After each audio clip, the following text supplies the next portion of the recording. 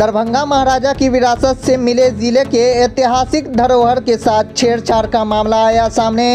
दरअसल ललित नारायण मिथिला विश्वविद्यालय परिसर स्थित नरगोना महल में स्थित महाराजा धीरज कामेश्वर सिंह संग्रहालय में विश्वविद्यालय के ऐतिहासिक विभाग के कुछ छात्र छात्राओं ने छेड़छाड़ की है। दरभंगा महाराज के ऐतिहासिक धरोहर के साथ सेल्फी ग्रुप फोटो और उसके साथ छेड़छाड़ करते हुए फोटो सोशल मीडिया पर डाल दिया है, जिसके बाद धरोहर से लगाव रखने वाले लोग इससे सोशल मीडिया पर अपनी नाराजगी जाहिर की है। वहीं इस बात की जब जानकारी दरभंगा महाराजा कामेश्वर सिंह के पुत्र कुमार राजेश्वर सिंह एवं कपिलेश्वर सिंह को लगी तो उन्होंने अपने वकील के माध्यम से विद्यालय प्रशासन को नोटिस भेजा है, जिसमें उन्होंने आपत्ति जताते हुए महाराजा कामेश्वर सिंह के निजी प्रयोग में आने वाले वस्तुओं को जिसे धरोहर के रूप में विश्वविद्यालय के संग्रहालय के रूप में दिया गया है, उसे बिना किसी नियम के विश्वविद्यालय प्रशासन की ओर से धज्जियां उड़ाई जा रही है। वहीं राज परिवार के स्टेट ऑफिसर प्रियांशु झा ने कहा कि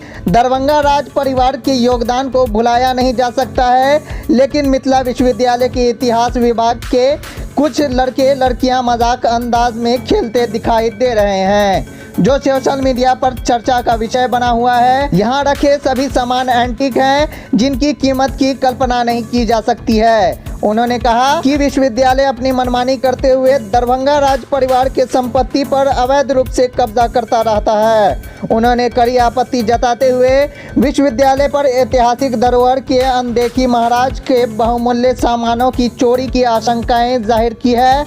उन्होंने विश्वविद्यालय प्रशासन से शीघ्र संज्ञान लेते हुए दोषी पदाधिकारी पर कार्रवाई करने की मांग की है, और अगर ऐसा नहीं होता है तो राज परिवार विश्व होकर कानूनी करेगा, जो निंदनीय है।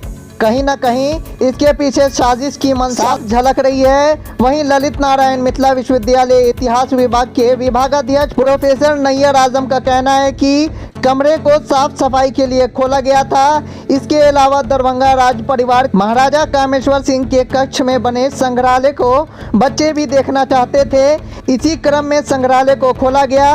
उसी क्रम में मेरी नज़र थोड़ी हटी और बच्चों ने तस्वीर ले ली, जिस बात की जानकारी मुझे नहीं थी।